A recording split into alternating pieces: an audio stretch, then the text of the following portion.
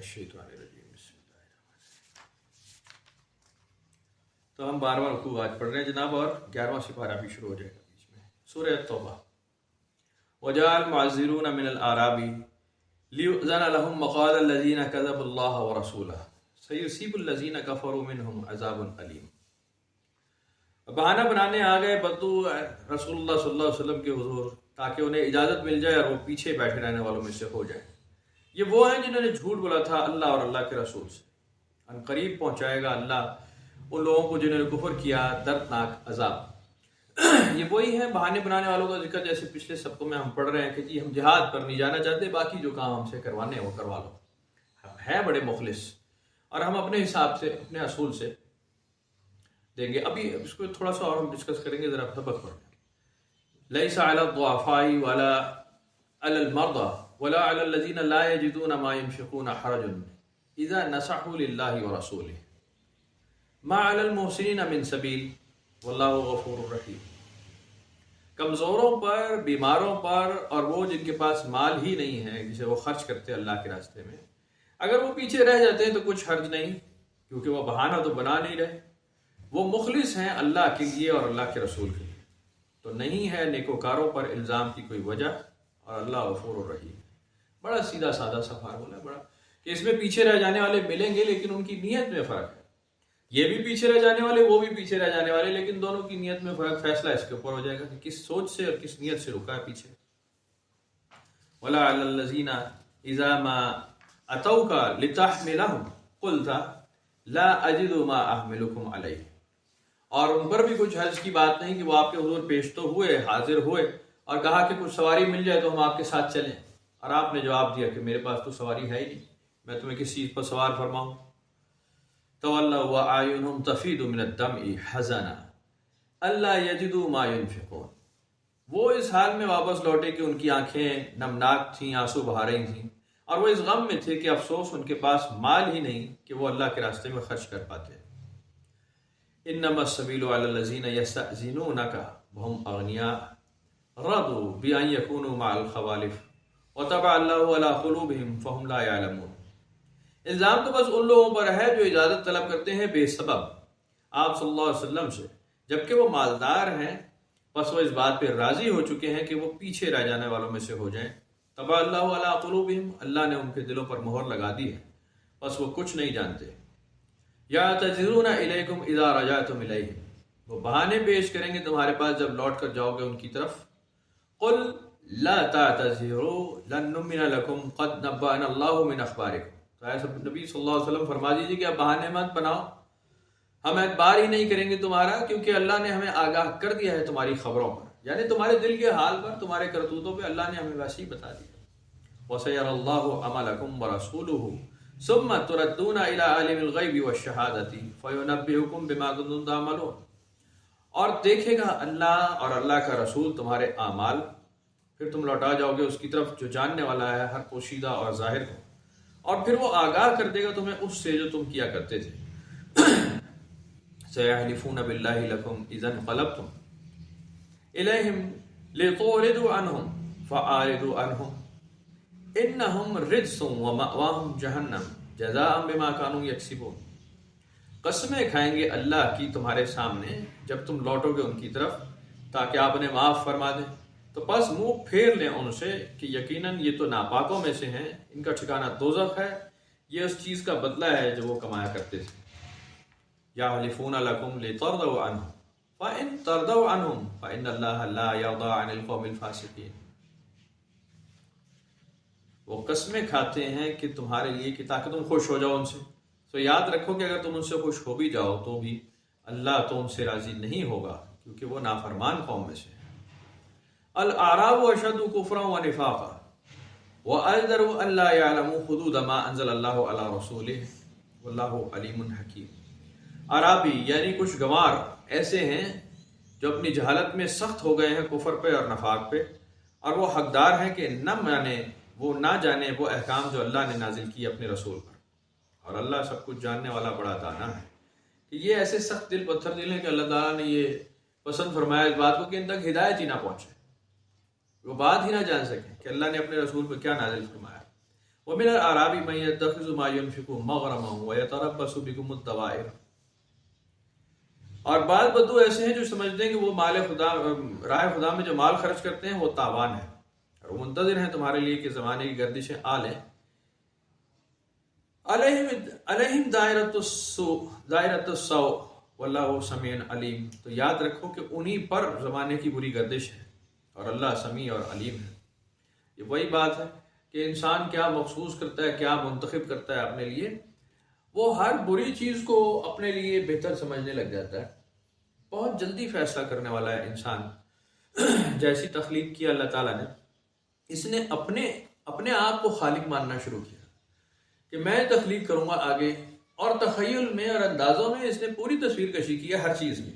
اللہ تعالیٰ ایسا ہے، جنت ایسی ہے، دوزخ ایسی ہے، قیامت ایسی ہے، نیکی ایسی ہے، بدی ایسی ہے، اچھائی ہے، برائی ہے، اس نے خود اپنی تصویر کشی کی ہے۔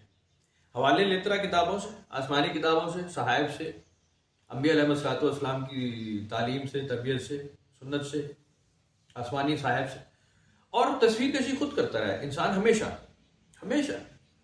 تو وہ اسی میں ایسا ہی سمجھتا ہے کہ مال کی تنگی یا اسباب کی تنگی، یہ جو ہم پہ بیگار یہ ٹیکس لگایا جاتا ہے، یہ تو ہم پہ ایک بوجھ ہے، ایک ڈنڈ ہے، اور کوشش یہ کرتے ہیں کہ جی یہ کسی طرح اپنے ہی مسئلوں میں، جھگڑوں میں ایسے الجھ جائیں کہ یہ ٹیکس جو ہم پہ لگ گیا ہے، یہ بیگار، یہ ہم سے نہ لے سکے۔ علیہم دائرۃ السوء، یہی تو تنگی ہے جو تم پہ ہم نے نازل کی ہے، تمہارے دماغوں کو ہی بند کر دیا۔ واللہ سمیع علیم، قسم ہے کہ اللہ سننے والا ہے، علم رکھنے والا۔ ومن الاعراب من یؤمن باللہ والیوم الآخر، کچھ عرابی ایسے ہیں جو ایمان رکھتے ہیں اللہ پر اور روز قیامت پر۔ ویتخذ ما ينفق قربات عند اللہ وصلوات الرسول، اور وہ سمجھتے ہیں کہ جو مال خرچ کر رہے ہیں وہ قرب الہی اور رسول پاک صلی اللہ علیہ وسلم کی دعاؤں کا سبب بنے گا۔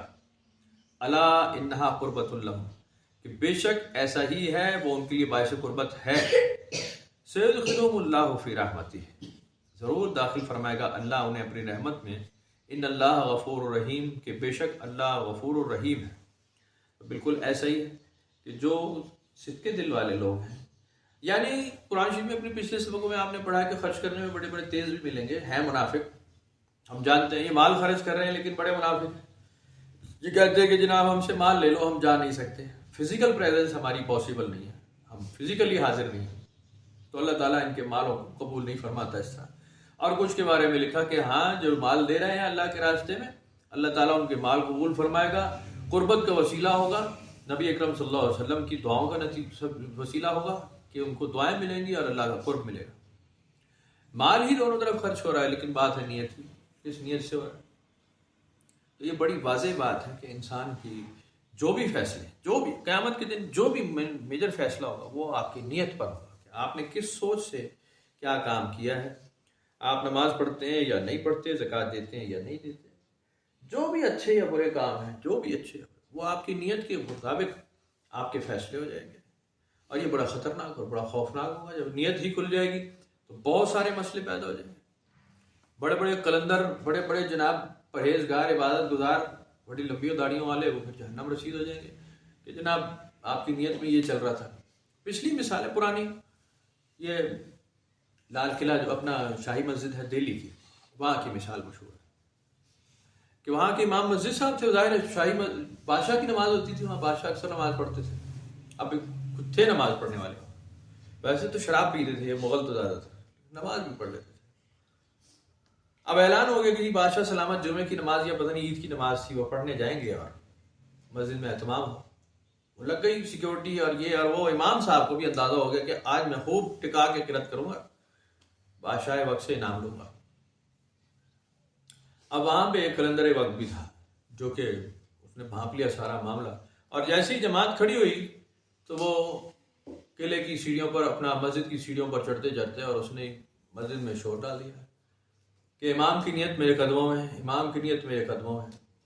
اب جب بادشاہ موجود ہو نا تو بادشاہ بڑے کمال کے ہوتے تھے، انہوں نے گرفتار کر لیا، انہوں نے کہا کہ یہ کیا بکتا ہے، یہ نماز خراب کر رہا ہے، اور کیا یہ فراڈیا، دماغ خراب ہے اس کا۔ انہوں نے کہا اس کی گردن اڑا دو، گردن اس کی کاٹ دی گئی، اس نے اپنا سر اٹھایا اور وہ سیڑھیاں اترتا گیا۔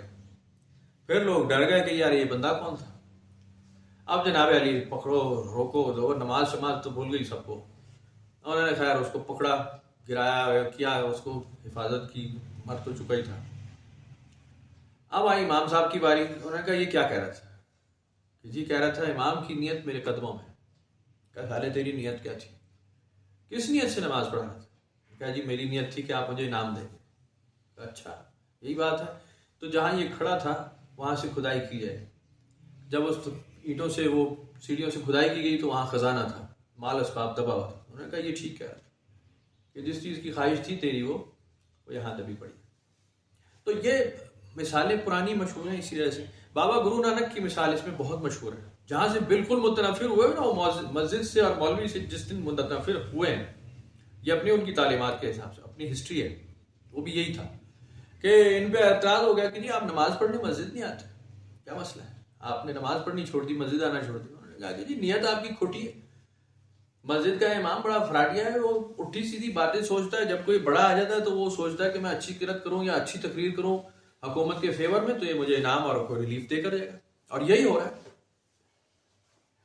اچھا تو انہوں نے پھر وہ کافی لمبی بحث ہے اور انہوں نے بھی نماز پڑھنی چھوڑ دی اور یہ الگ بیٹھ گئے.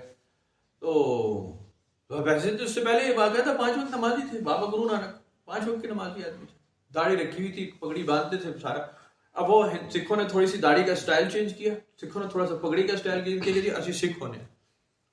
بھائی صاحب انہوں نے اسلام نہیں چھوڑا تھا، انہوں نے ملا ازم چھوڑا تھا، مولویت چھوڑی تھی، گندی نیت چھوڑی تھی کہ تم نماز پڑھ رہے ہو نیت ٹھیک نہیں ہے، زکوٰۃ دے رہے ہو نیت ٹھیک نہیں ہے، خرچ کر رہے ہو، حج بھی کرتے ہو، زکوٰۃ بھی دیتے ہو، سارے اچھے کام کر رہے ہو، بظاہر کر رہے ہو، اندر سے نیت کھوٹی ہے. تو وہ اصل نیت جو ہے وہ اندر کی ہے، وہ حساب وہیں پہ ہوگا.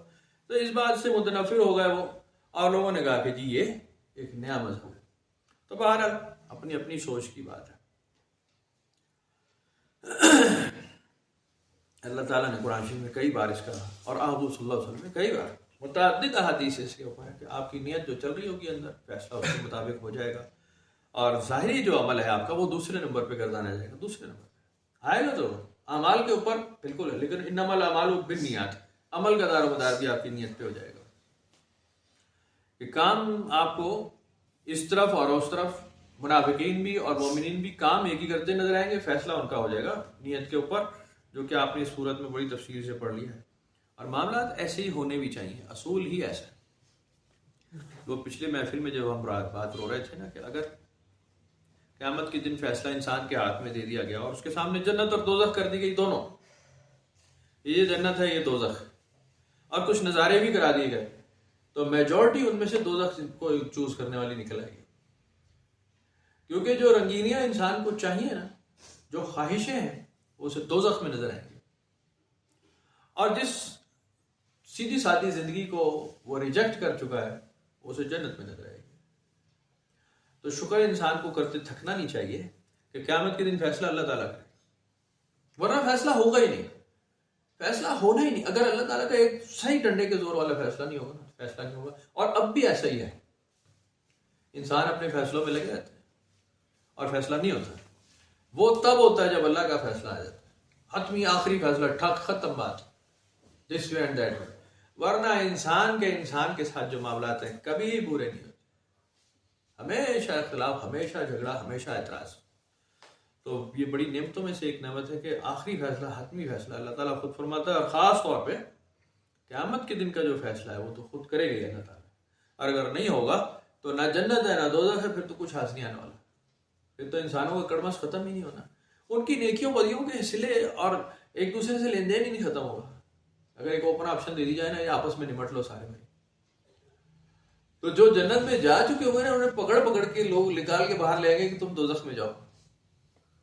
بڑا مسئلہ ہوگا، یہ کام بڑا خراب. تو انسانوں کے اختیار کو جب لے لیا جائے گا نا انسان سے سارا، پھر فیصلہ ہوگا اور پھر ٹھیک فیصلہ ہوگا. اور اب بھی ایسا ہی ہوگا، جیسے ہی ابھی آپ دیکھیں گے نا انسان سے جب فیصلہ نکل جائے گا نا، یہ دنیا بالکل ٹھیک ہو جائے گی، بالکل. یعنی قریب میرا خیال ہے کہ مجھے لگتا ہے اب ہم اپنی زندگیوں میں یہ دیکھ لیں گے، اسپیڈ بہت تیز ہے، کام بڑی تیزی سے چینج آ رہا ہے. تو یہ کام بھی ہم اپنی آنکھوں سے دیکھیں گے کہ اللہ تعالیٰ کا صحیح فیصلہ اکیلے کا، اور انسان کے اختیار کو بالکل روک دیا جائے گا کہ تو کسی قابل نہیں ہو.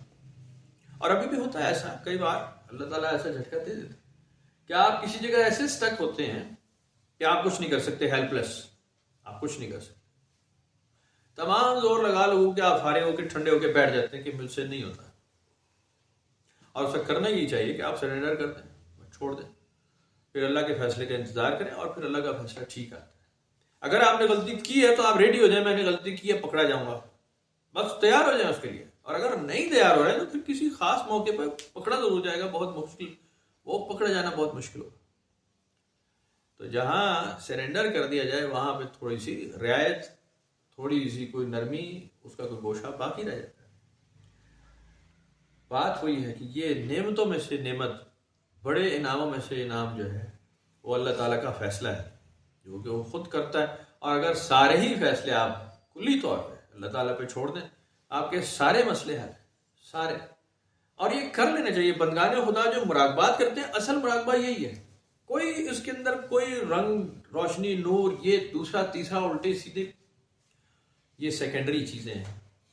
اصل میں آپ اپنی ول کو سرنڈر کر رہے ہوتے ہیں، اپنے اختیار کو چھوڑ رہے ہوتے ہیں، آپ اپنے آپ کو چھوڑ رہے ہوتے ہیں اللہ کے حضور، کہ میں اپنی ول کو سرنڈر کرتا ہوں۔ یہی لکھا ہوا ہے اس کے اندر کہ جن لوگوں نے اپنی ول کو سرنڈر کر دیا، اپنے آپ کو، اپنی سوچ کو، بس وہ اللہ کے حضور کامیاب ہیں۔ وہ یہ نہیں کہتے کہ جی جہاد کے لیے ہم کیوں جائیں، گرمی ہے، سختی ہے، مشکل ہے، حالات نہیں ہے، پیسہ نہیں ہے، دشمن زیادہ ہے تعداد میں۔ کوئی توجیحات نہیں، کوئی لاجکس نہیں، کوئی عقل کا استعمال نہیں، بس وہ کہتے ہیں کہ جی اللہ کا حکم آ گیا تو ہم اللہ کے نبی کے ساتھ، رسول اللہ کے ساتھ کھڑے ہیں صلی اللہ علیہ وسلم، تو بس ٹھیک ہے۔ اور اگر ایسا نہیں ہے تو پھر پوری صورت نازل ہوتی ہے اسی طرح سورہ توبہ کی طرح، گالیاں، کوسنے اور وعیدیں سخت زبردست، ایک کے بعد ایک، کتنی ہیں اور کتنی خطرناک ہے۔ اگر اللہ تعالیٰ اتنی تفصیل سے ایک پوری صورت نازل کر رہا ہے تو کتنی سخت بات ہے، کتنی خوفناک۔ تو انسان کو ان چیزوں سے ڈرنا چاہیے۔ پتہ ہی نہیں چلتا، ہمارے سارے فیصلے، ہماری ساری سوچیں بودھی اور کمزور ہیں۔ جتنی آبزرویشن ہے ہماری انسانوں کی، بہت کچی اور کمزور ہے، بیکار ہے بالکل، ہمارے سارے کیے ہوئے فیصلے۔ اس لیے کہ میں صبح بھی ایک بات کر رہا تھا کہ آپ دیکھیں بڑا سیدھا فارمولا، قرآن شریف اللہ تعالیٰ نے نازل کیا، حضور صلی اللہ علیہ وسلم کو اللہ تعالیٰ نے بھیجا، نبیوں کو کھڑے کتابیں نازل کی ہیں، قانون نافذ کیا ہے، زمین آسمان، زمین، سارے جہان، جنت دوزخ، سارا اللہ تعالیٰ نے بنایا۔ یہ بنایا ہے خالق نے، کریٹر نے۔ ہم جب بھی ان ساری چیزوں کو دیکھتے ہیں مخلوق کی نظر سے دیکھتے ہیں، ہمارے پاس خالق والی نظر نہیں ہے، ہماری نظر ہے مخلوق کی نظر، جو بالکل خالق کی نظر کی ضد ہے، بالکل الٹ، بالعکس متناسب، بالکل الٹ۔ تو ہم اس کا اپنے تصویر کشی کرتے ہیں، وہی ہم خالق بننے کی کوشش کرتے ہیں اور خود تصویر کشی کرتے ہیں، منظر کشی ہے جی، کردار سازی شروع کر دیتے ہیں، اچھا کردار یا برا کردار، نیکی یا بدی، اپنی تصویر کشی کرتے ہیں، اپنی فوٹوگرافس ہیں، اور کچھ زیادہ تر مماثلت کھاتی ہیں۔ اچھے کی تصویریں ایک جیسی ہوتی ہیں، برے کی تصویریں، یعنی انسان کی سوچ جو ہے وہ کئی جگہ میچ کر دیتی ہے، ہوتی بشری ہے۔ فجعلناہ سمیعا بصیرا، سماعت اور بصارت جو اللہ نے دی ہے وہ بشری ہے۔ اللہ تعالیٰ کی سماعت اور بصارت کچھ اور ہے، وہ الوہی ہے، وہ اللہ تعالیٰ کی طرف سے۔ تو ان دونوں میں اتنا ہی فرق پھر فیصلے کے دن آ جائے گا۔ ہماری کیے ہوئے سارے فیصلے، ساری آبزرویشن، ساری سوچیں بالکل الٹ ثابت ہو جائے گی، کیونکہ وہ بشری سوچ سے دیکھی، بندہ بشر مخلوق کی حد سے ہے۔ جب خالق کی نظر سے معاملہ ہوگا تو وہ کچھ بالکل الٹ ہوگا، بالکل۔ یہ بات 100% 16 آنے سمجھ لینی چاہیے۔ یہ کیا بارش ہو رہی ہے باہر؟ سارے اندازے تخمینے جو ہیں انسان کے ایسے ہی گڈمٹ ہو جائیں گے۔ وہ قرآن شریف میں اسی لیے لکھا کہ میں فیصلہ کروں گا قیامت کے دن، جھگڑا تم کن باتوں میں کرتے تھے، جب اصل بات کھولوں گا تو تمہیں حیران پریشان رہ جاؤ گے کہ ہمیں تو یہ سامنے کی بات سمجھ نہیں آتی تھی۔ ابھی بھی بالکل ایسا ہے کہ انسان کو چور چبیرے جہاں گمان ہو جائے یا جہاں بدگمانی ہو جائے، اس کی نظر پہ وہ پردہ پڑتا ہے، اسے اصل بات ہی نظر نہیں آتی، بیڑا غرق ہو جاتا، بالکل معاف ہو جاتا ہے ذہن، یا تو کسی کی تعریف میں پاگل ہو جاتا ہے یا کسی کی تنقید میں پاگل ہو جاتا ہے، اس میں فیصلے کی قوت ختم ہو جاتی ہے، وہ غلط ہے، سارے فیصلے غلط ہوتے ہیں، ضرورت سے زیادہ تعریف، ضرورت سے زیادہ تنقید برباد کر دیتی ہے۔ کچھ اصول ہیں، کچھ ضابطے ہیں، ٹھیک ہے، کچھ یعنی بالکل اوپن جرائم ہیں، کچھ اوپن نیکیاں ہیں، تو اس کے اوپر کوئی جملہ نہیں کسنا چاہیے. ایک آدمی ہے نماز پڑھ رہا ہے، ایک آدمی ہے حج کر رہا ہے، روزہ رکھ رہا ہے، کلمہ پڑھ رہا ہے، ختم ہو گئی بات. ہم تو اس کے دل میں گھس کے دیکھیں گے نہیں، حدیث کی روح سے عین مطابق ہم تو فیصلہ اس کا کریں گے نہیں، اچھے اور برے کا فیصلہ کرے گا اللہ تعالیٰ. اور ایک آدمی ہے قتل غارت کر رہا ہے، شراب پی رہا ہے، بدکاری کر رہا ہے، تو وہ بس برا آدمی ہے، بس ٹھیک ہے، وہ اپنے من عمل صالحا فلنفسہ ومن اساء فعلیہا، وہ اپنی جان پہ نیکی کر رہا ہے تو وہ اپنا فائدہ دیکھے گا، لیکن برا کر رہا ہے تو اپنا کرے گا.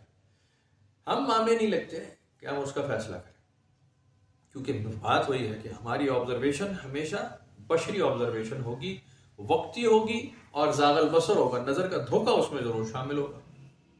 تو بالکل کسی فیصلے پہ اکتفا نہ کریں، کسی سوچ کو پختہ نہ جانے کہ انسانی سوچ پختہ ہے اور ہم نے جو سوچا ہے وہ بالکل ٹھیک ہے. یہ اگلے ہی ہمیں الٹا ثابت ہو سکتا ہے، بالکل بدل سکتا ہے، بالکل پلٹا کھا جائے گا. بڑے بڑے پختہ عقیدے، بڑے بڑے پختہ خیال، پختہ فارمولے، ہو سکتا ہے کل کو بالکل فارغ ہوئے پڑے ہوں، آبسلیٹ قرار پہ آ جائے، یہ فارغ تھا، بالکل جھوٹ تھا، اور یہ اس کے اوپر پوری صدیاں نکل چکی ہیں، کئی صدیوں کے پیچھے آبزرویشن غلط ثابت ہو چکی ہیں. ابھی پیچھے لوگ بڑا اس پہ لڑنا مرنا کر چکے ہیں، زندگی موت کے فیصلے کر گئے، کئی تو قتل غارت ہو گئے. آج پتہ چل رہا ہے کہ وہ بے بنیاد بات تھی، تو کی نہیں تھی. تو اس میں بہت ساری چیزیں، انسان جب تک زندہ ہے وہ ایسا کرتا رہے گا، یہ جذباتی ہے اور فیصلے کرے گا. تو کسی چیز کو پختہ نہ سمجھیں ماں سوا اللہ کی رضا کے. اس میں بھی یہی ذکر ہو رہا ہے کہ تم اپنی سوچوں کو بالکل کیوں پختہ سمجھتے کہ تم بڑا سوچ رہے ہو، تم بڑی سمجھ آ گئی ہے. کوئی سمجھ نہیں ہے تمہارے اندر، بڑی محدود سوچ کے لوگ ہو. جو ہم کہہ رہے ہیں وہ بالکل ٹھیک ہے، ہم آفاقی تا قیامت ہم مثالیں بنا رہے ہیں، تو اس کو آبزرو کریں. ٹھیک ہے جی، اذان ہوگی، پھر کچھ کرتے ہیں بات.